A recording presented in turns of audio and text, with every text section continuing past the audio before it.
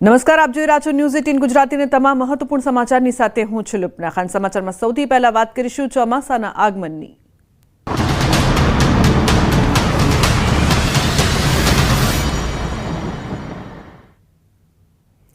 બપોરે 1 સુધી 12 જિલ્લામાં વરસાદની આગાહી કરવામાં આવી છે। દક્ષિણના 4 જિલ્લામાં બપોરે 1 સુધી ઓરેન્જ એલર્ટ રહેશે। વલસાડ, નવસારી, ડાંગ, તાપી ઉપરાંત દમણ અને દાદરાનગર હવેલીમાં બપોરે 1 સુધી થંડરસ્ટોર્મ એક્ટિવિટી થઈ શકે છે। 60 કિલોમીટરની ઝડપ સુધીનો પવન પણ ફૂંકાઈ શકે છે।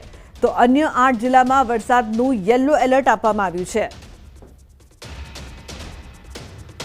તો બપોરે 1 વાગ્યા સુધી હવામાન વિભાગની આગાહી છે। અનેક જિલ્લામાં ઓરેન્જ એલર્ટ આપવામાં આવ્યું છે। 60 કિલોમીટરની ઝડપે પવન ફૂંકાય તેવી પણ શક્યતા જોવા મળી રહી છે।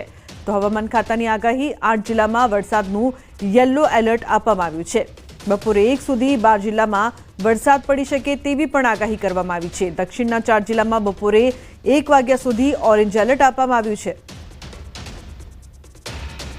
હવામાન નિષ્ણાંત અંબાલાલ પટેલની આગાહી, આ વખતે ચોમાસું વહેલું બેસશે। 8 થી 10 જૂનમાં ગુજરાતના ભાગોમાં વરસાદ પડશે। વૃક્ષશીર્ષમાં અણધાર્યો વરસાદ થવાની શક્યતા છે। તો રોહિણી નક્ષત્ર ઉતરતા પણ વરસાદ થશે। રોહિણી નક્ષત્ર ઉતરતા અને મૃગશીર્ષમાં અણધાર્યો વરસાદ થવાની સંભાવના છે। હવામાન નિષ્ણાંત અંબાલાલ પટેલે આગાહી કરી છે કે આ વખતે ચોમાસું વહેલું બેસશે। સમુદ્રમાં પવનની ફેરબદલીના કારણે 8 થી 10 જૂનની આસપાસ ગુજરાતના ઘણા ભાગોમાં ચોમાસાનો વિધિવત વરસાદ થવાની શક્યતા છે। જો કે એકંદરે ગુજરાતમાં સારો વરસાદ રહેશે। અંબાલાલ પટેલના જણાવ્યા અનુસાર શરૂઆતનું ચોમાસું સારું રહેશે। ઓગસ્ટ મહિનામાં ચોમાસાના વરસાદમાં વધઘટ થઈ શકે છે, તેમજ પાછોતરો વરસાદ પણ સારો રહેશે તેવું જણાવ્યું છે।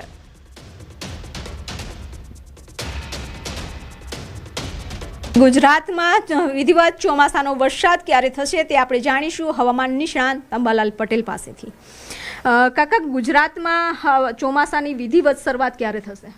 ગુજરાતમાં ચોમાસાની વિધિવત શરૂઆત આમ તો 15 જૂન પછી થતી હોય છે, પરંતુ સમુદ્રમાં 8મી જૂન આસપાસ પવનોની ફેરબદલીના કારણે 8 થી 10 જૂન આસપાસમાં ગુજરાતના ઘણા ભાગોમાં વરસાદ થવાની શક્યતા રહેશે। તો શું આગામી દિવસોમાં ચોમાસાનો વિધિવત પ્રારંભ થઈ ગયા બાદ કેવું રહેશે માહોલ? એ તો કૃતિકામાં છાંટા પડે તો સારું ચોમાસું કલ્યાણકારી ગણાય છે, અને રોહિણી ઉતરતા વર્ષે તો સારું ગણાય છે। શરૂઆતમાં વર્ષે તો વાયરો કાઢે છે, પરંતુ રોહિણી નક્ષત્ર ઉતરતા પણ વરસાદ થવાની શક્યતા છે, અને રોહિણીમાં સમુદ્રમાં થોડુંક ઉત્પીડન થવાની શક્યતા છે, એટલે ઊંચા મોજા ઉછળે અને સિસ્ટમો બને, અને લગભગ 7-8 જૂનમાં મૃગશીર્ષ નક્ષત્રમાં રાજ્યના કેટલાક ભાગમાં અણધાર્યો વરસાદ થવાની શક્યતા રહેશે। પરંતુ આમાં વરસાદમાં પવનની ગતિ વધારે છે, એકદમ પવન ફૂંકાશે તારીખ 9-10 આસપાસ। જી તો કાકા, એકંદરે ચોમાસું ગુજરાતમાં કેવું રહેશે? એકંદરે ચોમાસું ગુજરાતમાં સારું રહેવાની શક્યતા રહેશે, પરંતુ તેના સ્પેલ કેવા બને છે? કારણ એક માસમાં 2 લો પ્રેશર બને અને દર 15 દિવસે સમયાંતરે સારો વરસાદ આવતો હોય તો ચોમાસું સારું ગણી શકાય। તો આ હતા અંબાલાલ પટેલ, અને તેઓએ જણાવ્યું છે કે ગુજરાતમાં પણ ચોમાસાનો જે વરસાદ છે વિધિવત એ સમય કરતાં વહેલો થઈ જશે। કેમેરામેન પ્રકાશ દેસાઈ સાથે વી પટેલ, ન્યૂઝ 18 ગુજરાતી, ગાંધીનગર। તો વલસાડમાં ટ્રક અકસ્માતનો બનાવ સીસીટીવીમાં કેદ થયો છે। પારડી નજીક કપાસની ગાંસડી ભરેલી ટ્રક પલટી હતી। હાઈવે પર દોડતી ટ્રક ડગુમગુ થઈને રોડ પર પલટી। અકસ્માતમાં ટ્રક ચાલકનો આબાદ બચાવ થયો છે। રોડ પર પલટ્યા બાદ ટ્રકમાંથી ગાંસડીઓ ફંગોળાઈ હતી। અકસ્માતને પગલે હાઈવે પર થોડા સમય માટે ટ્રાફિકને અસર થઈ હતી। તો પારડી પોલીસની ટીમે સ્થળ પર પહોંચી વાહન વ્યવહાર યથાવત કરાવ્યો છે। ઉલ્લેખનીય છે કે સીસીટીવી સામે આવ્યા છે કઈ રીતે ટ્રકમાંથી કપાસની ગાંસડીઓ છે તે ફંગોળાઈ હતી। ટ્રક હાઈવે પર પલટી હતી। અકસ્માતની આ ઘટના સીસીટીવીમાં કેદ થઈ છે। વિડીયો હાલ વાયરલ થઈ રહ્યો છે। ઉલ્લેખનીય છે કે કઈ રીતે અકસ્માત થયો વલસાડમાં તેના દ્રશ્યો, તો બીજી તરફ ટ્રકમાંથી કપાસની ગાંસડીઓ ફંગોળાઈને રસ્તા પર પડી હતી તે દ્રશ્યો પણ જોવા મળી રહ્યા છે। તો ટ્રક હાઈવે પર પલટી, અકસ્માત સીસીટીવીમાં કેદ। ટ્રક ડગુમગુ થઈ અને પછી રોડ પર પલટી ગઈ હતી। કપાસની ગાંસડીઓ છે તે રસ્તા પર ફંગોળાઈ હતી। મોરબીના આમરણ નજીક વહેલી સવારે અકસ્માત સર્જાયો હતો। હોટલ પાસે રોડ સાઈડમાં પાર્ક કરેલી એસટી બસ પાછળ કાર ધડાકાભેર અથડાઈ હતી। ઝડપથી આવી રહેલ કાર બસમાંથી અથડાઈ હતી। કારમાં સવાર 2 લોકોના મોત થયા છે, અન્ય 2નો આબાદ બચાવ થયો છે। તો રામાનુજ ચારુલ અને કાસ્યારામનું મોત નીપજ્યું છે। આંધ્રપ્રદેશથી ધાર્મિક યાત્રાએ નીકળેલા લોકોને અકસ્માત નડ્યો। કારના ડ્રાઈવરને ઝોંકું આવી જતા અકસ્માત સર્જાયો હોવાનું પ્રાથમિક તારણ। મોરબી તાલુકા પોલીસે આ મામલે તપાસ હાથ ધરી છે। અકસ્માત કઈ રીતે થયો તે દ્રશ્યો સીસીટીવીમાં કેદ થયા છે। સીસીટીવી ફૂટેજમાં જોઈ શકાય છે કે કઈ રીતે અકસ્માતની આ સમગ્ર ઘટના બનવા પામી છે। તો કારમાં સવાર 2 લોકોના મોત નીપજ્યા છે। મોરબીમાં અકસ્માતની આ ઘટના જોવા મળી રહી છે, પરંતુ આ ગમખ્વાર અકસ્માત કેમેરામાં કેદ થયા છે। 2 દ્રશ્યો અકસ્માતના આપ જોઈ રહ્યા છો। એક તરફ વલસાડમાં કઈ રીતે ટ્રક છે તેનો અકસ્માત થાય છે, તો બીજી તરફ મોરબીમાં બસને કારે ટક્કર મારી હતી તે દ્રશ્યો પણ સીસીટીવીમાં કેદ થયા છે। તો વલસાડ અને મોરબીથી અકસ્માતની આ 2 ઘટનાઓ સામે આવી છે, જે સીસીટીવીમાં પણ કેદ થઈ છે। એક તરફ ટ્રકે પલટી મારી તો બીજી તરફ બસને કારે ટક્કર મારી હતી મોરબીમાં। अन्य समाचार भावनगरथी असामाजिक तत्वना ત્રાસનો વિડીયો થયો છે વાયરલ। કુંભારવાડા સર્કલ પાસે આવેલા પોલીસ ચોકી ઉપર કર્યા પથ્થરોના ઘા। પોલીસ ચોકીના બારણાનો કાચ ફોડી એક ઈસમે મચાવ્યું દંગલ। ઈસમે કોઈ કેફી પીણું પીધું હોવાની આશંકા છે। શહેરમાં અસામાજિક તત્વોને નથી રહ્યો પોલીસનો ડર। આ સમગ્ર મામલે બોરતળાવ પોલીસ મથકમાં નોંધાઈ છે ફરિયાદ। તો ભાવનગરમાં અસામાજિક તત્વના ત્રાસનો વિડીયો વાયરલ થયો છે। કુંભારવાડા સર્કલ પાસે આવેલ પોલીસ ચોકી ઉપર કર્યા પથ્થરોના ઘા। પોલીસ ચોકીના બારણાનો કાચ ફોડી એક ઈસમે દંગલ મચાવ્યો। બપોરના સુમારે પોલીસ ચોકીએ કોઈ હાજર ન હોય ત્યારે પોલીસ ચોકીના બારણાનો કાચ ફોડવામાં આવ્યો। આ સમગ્ર મામલે બોરતળાવ પોલીસ મથકમાં નોંધાઈ છે પોલીસ ફરિયાદ। ઈસમે કોઈ કેફી પીણું પીને દંગલ મચાવ્યું હતું। શહેરમાં લુખ્ખાઓને કોઈ પણ જાતનો પોલીસનો ડર નથી રહ્યો। શહેરમાં દિવસે ને દિવસે કાયદો અને વ્યવસ્થા કથળી રહી છે।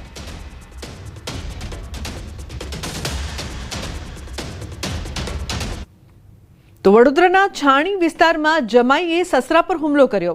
ઘટનાના સીસીટીવી ફૂટેજ સામે આવ્યા છે। ધવલ ઠક્કર નામના શખ્સે કાકા સસરા પર હુમલો કર્યો હતો। જમાઈ સાથે આવેલા અન્ય સાથી મિત્રોએ પણ હુમલો કર્યો। પત્ની પિયરમાંથી પરત ન આવતા જમાઈ વિફર્યો। પત્ની સાસરીમાં પરત ન આવતા જમાઈનો કાકા સસરા પર જાનલેવા હુમલો।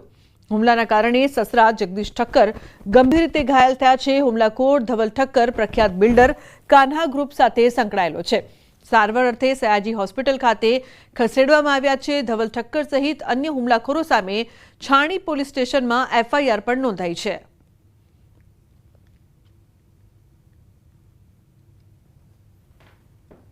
વલસાડ જિલ્લાના વાપીમાં અસામાજિક તત્વોનો આતંક જોવા મળી રહ્યો છે। વાપીના શુલપાડ વિસ્તારમાં જાહેરમાં મારામારીની ઘટના સામે આવી છે। અનમોલ નામના ઈસમને 2 વ્યક્તિઓએ પથ્થરથી માર્યો માર। પ્રવીણ પટેલ અને ચેતન પટેલ નામના વ્યક્તિઓએ જાહેરમાં અનમોલને માર્યો માર। માર મારવાની ઘટના સ્થાનિકે મોબાઈલમાં કેદ કરી। માર મારવાનો વિડીયો સોશિયલ મીડિયામાં વાયરલ થયો છે। ઘાયલ અનમોલ સારવાર અર્થે હોસ્પિટલમાં છે। વાપી પોલીસે ફરાર પ્રવીણ પટેલ અને ચેતન પટેલને ઝડપવા ચક્રો ગતિમાન કર્યા છે।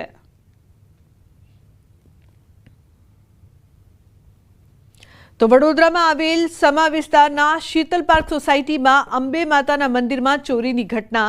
માતાજી સામે 2 હાથ જોડી તસ્કરે ચોરીને અંજામ આપ્યો। મંદિરમાં મૂકેલા તાંબાના વાસણ ચોરી કરી પલાયન થયો। આ ચોરીની ઘટના સીસીટીવીમાં કેદ થઈ છે।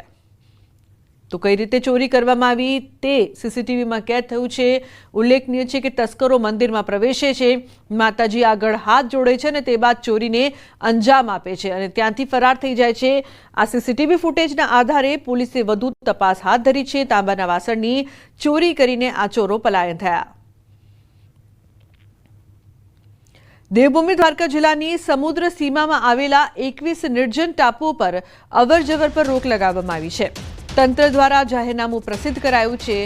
દેશ વિરોધી પ્રવૃત્તિઓને અટકાવવાનો હેતુ 30 મેથી 28 જુલાઈ સુધી લોકોની અવરજવર પર પ્રતિબંધ મુકાયો છે। જિલ્લા કલેક્ટરનું સુરક્ષા અંગે તેમણે પગલાં ભર્યા છે। તાજેતરમાં કેટલાક ટાપુઓ પર ગેરકાયદેસર ધાર્મિક દબાણો બાદ તંત્ર સતર્ક થયું છે।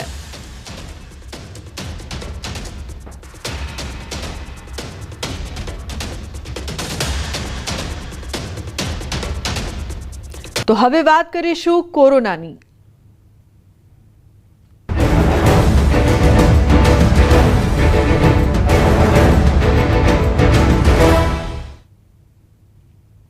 તો તો રાજ્યમાં કોરોનાના એક્ટિવ કેસ 100 ને પાર થયા છે. 27મી મેની સાંજ સુધીમાં 130 પર આંકડો પહોંચ્યો છે.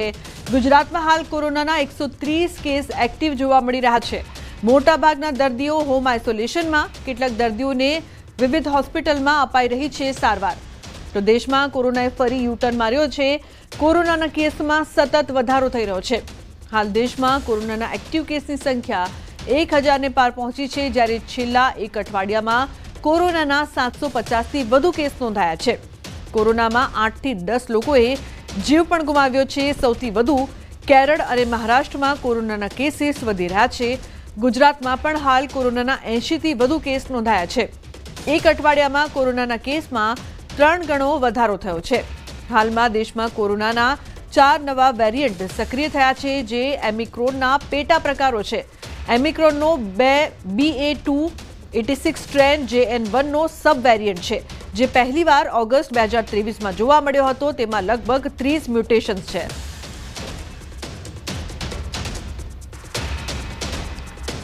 તો ફોન લાઈન પર દીપા જોડાયા છે, ગીતા મહેતા જોડાયા છે ફોન લાઈન પર વધુ માહિતી આપવા માટે. ગીતા, જે પ્રકારથી દેશમાં કોરોનાએ ફરી માથું ઉચક્યું છે, શું વધુ માહિતી પ્રાપ્ત થઈ રહી છે? જી, ન્યૂઝ 18 જે પ્રકારે આરોગ્ય મંત્રી ઋષિકેશ પટેલભાઈ સાથે વાત કરી છે, તેમણે જણાવ્યું છે કે કોરોનાના કેસ ભલે વધી રહ્યા છે, પણ આ જે વેરિયન્ટ છે તે એટલો ભયજનક નથી. આઇસોલેશનમાં રહેવાની સલાહ તેમના દ્વારા આપવામાં આવી છે, પરંતુ રાજ્યમાં કોરોનાના કેસ હાલ એક્ટિવ કેસ 100 ને પાર કરી રહ્યા છે અને 27મી મેની સાંજ સુધીમાં 130 એ આંક પહોંચ્યો છે, ઓફિશિયલી આંકડા જણાવે છે. એટલે હાલ એવું માની શકાય કે ગુજરાતમાં કોરોનાના 130 જેટલા એક્ટિવ કેસ છે, પરંતુ મોટાભાગના દર્દીઓ હોમ આઇસોલેશનમાં છે.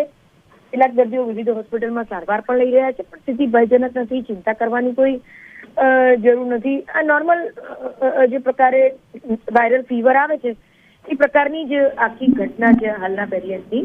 એટલે ચિંતામુક્ત રહેવા જણાવેલ છે. આજની જે કેબિનેટની બેઠક છે તેમાં કોરોનાના કેસો જે વધ્યા છે તેની પણ સમીક્ષા કરવામાં આવી છે અને રાજ્ય દ્વારા તંત્રને એલર્ટ રહેવાની પણ સૂચના આપવામાં આવી છે. બિલકુલ ગીતા, આભાર સમગ્ર માહિતી બદલ. તો ચિંતા કરવાની જરૂર નથી, તંત્ર દ્વારા કહેવામાં આવ્યું છે.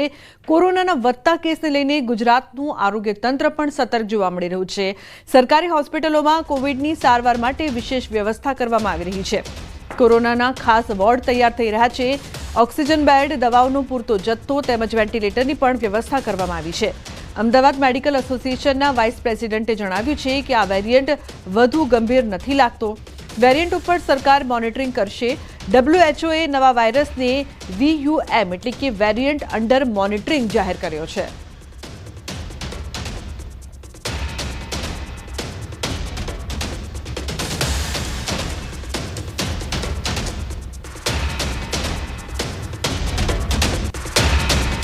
જે નવો વેરિયન્ટ છે એમાં NB 1.81 અને LF7 એ બંને વેરિયન્ટ ચેપ લગાવવાની ક્ષમતા ધરાવે છે, પરંતુ હાલ જે અહેવાલ છે પ્રમાણે ઘાતક નથી લાગતા. WHOએ ગઈકાલે જ ડિક્લેર કર્યું છે કે આને VUM કહેવામાં આવે. અત્યાર સુધી આપણે VOC એટલે variant of concern, variant of interest જોયા હતા, પણ VUM એટલે વેરિયન્ટ અંડર મોનિટરિંગ છે.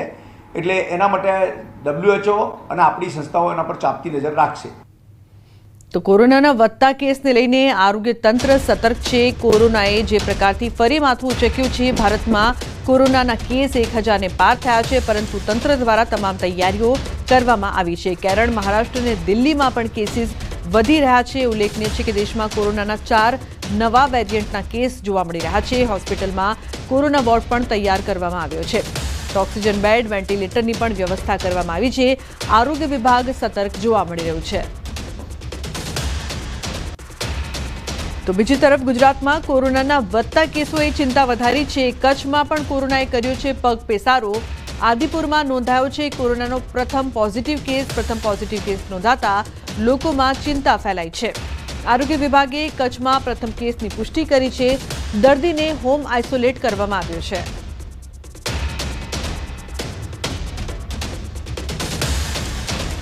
તાલુકાની અંદર એક સૌપ્રથમ કેસ કોરોનાનો નોંધાયેલો છે. જે કેસ અત્યારે હોમ આઇસોલેશનમાં છે, એને વધારે કોઈ તકલીફ નથી. અત્યારે જે મોટાભાગના જે કેસો દેખાય છે એ ઇન્ફ્લુએન્ઝા જેવા સિમ્ટમ ધરાવે છે, જેમાં લોકોને ડરવાની જરૂર નથી.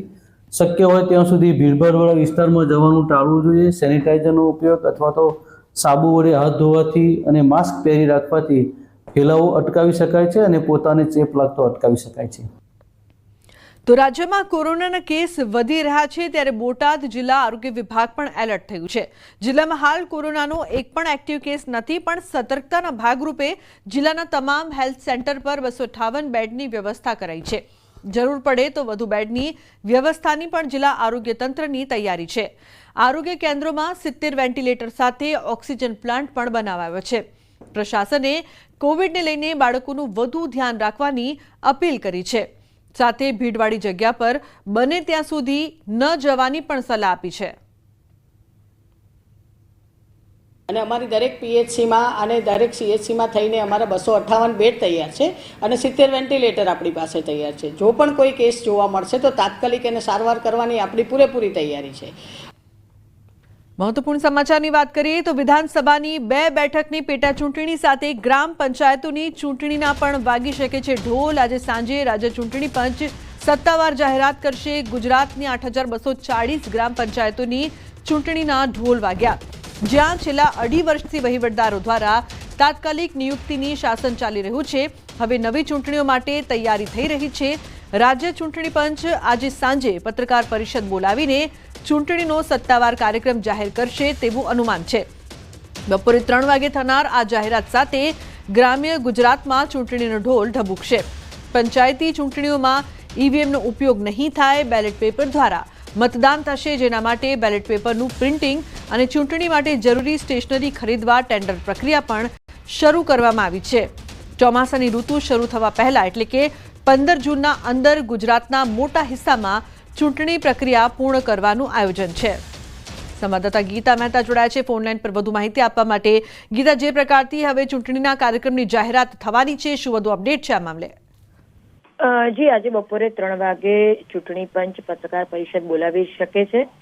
8240 જેટલી ગ્રામ પંચાયતોની ચૂંટણીની ઓફિશિયલી ઘોષણા કરી શકે છે અને આ ચૂંટણીની ઘોષણા સાથે તમામ ગ્રામ પંચાયતોમાં આચારસંહિતા લાગુ થઈ જશે. આચારસંહિતા લાગુ થવાની સાથે જ કોઈ પણ નવા વિકાસ કાર્યો કે જેમાં રાજ્ય સરકારની કામગીરીની જાહેરાત થાય તેવી કોઈ પણ વસ્તુનું એલાન નહીં થઈ શકે, એટલે કે કોઈ પણ નવી વાતનું એલાન નહીં થઈ શકે.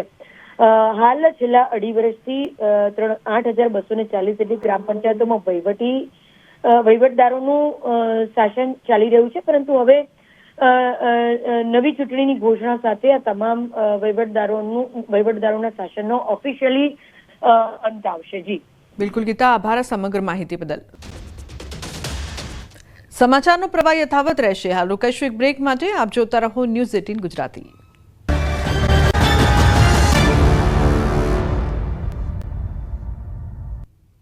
Welcome back. સમાચારમાં આગળ વાત કરીએ સુરતની. સુરતમાં ડમી માલિક ઉભા કરીને 4 ફ્લેટ વેચવાનો મોટો કૌભાંડ સામે આવ્યો છે.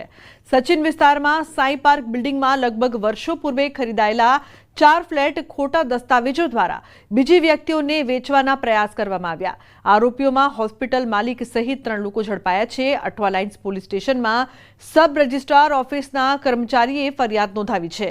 આ સમગ્ર કૌભાંડ રજિસ્ટ્રાર ઓફિસના સ્ટાફ પર શંકાની બહાર આવ્યું. પોલીસે વધુ તપાસ શરૂ કરી છે. જેલની 4 દિવાલો વચ્ચે ઘડાયું એક ખતરનાક કાવતરું અને કદમ બહાર મૂકતા જ ધમધમતું કર્યું કોલ સેન્ટર. એક સર્વરના માધ્યમથી કેવી રીતે દેશવાસીઓના ખિસ્સા ખાલી થતા હતા, જોઈએ અપરાધ.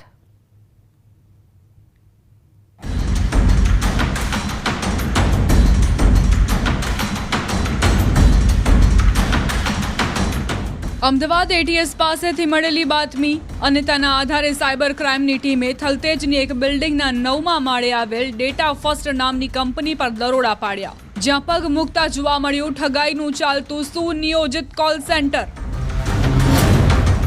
સિપલાઇન મારફતે દેશવાસીઓને છેતરતા પોલીસ તપાસમાં એ વાત સામે આવી કે હોંગકોંગ સ્થિત ક્વિકકોમ નામની કંપનીએ 3 સર્વર ભાડે રાખ્યા હતા અને ત્યાંથી આ સિપલાઇન ચલાવાતી હતી. માત્ર 20 થી 24 એપ્રિલ દરમિયાન જ 65,000થી વધુ કોલ કરાયા. આ તપાસમાં લવકેશ વાધવા અને અનુરાગ ગુપ્તા નામના 2 વ્યક્તિઓના નામ ખુલ્યા,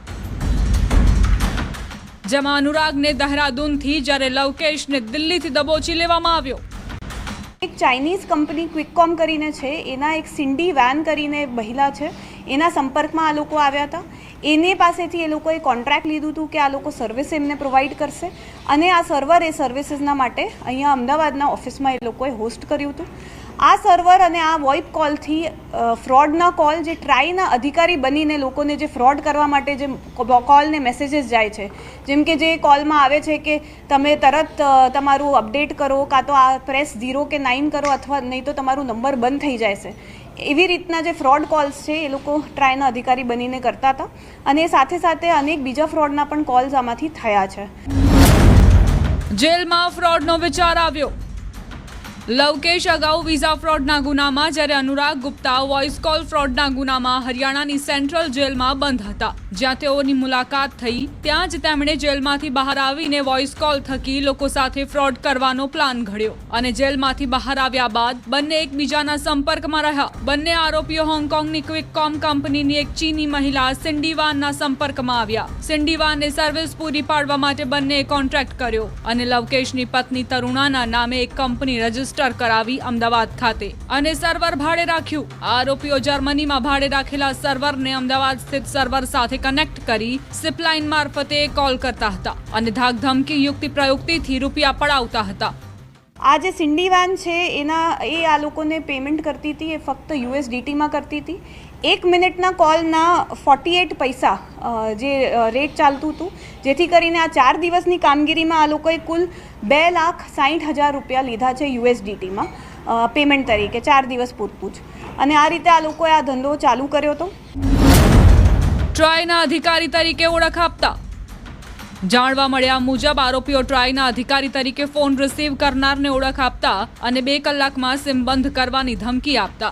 એટલું જ નહીં, ડિજિટલ અરેસ્ટનો ભય બતાવી તથા રોકાણના બહાને લોકોને છેતરતા હતા.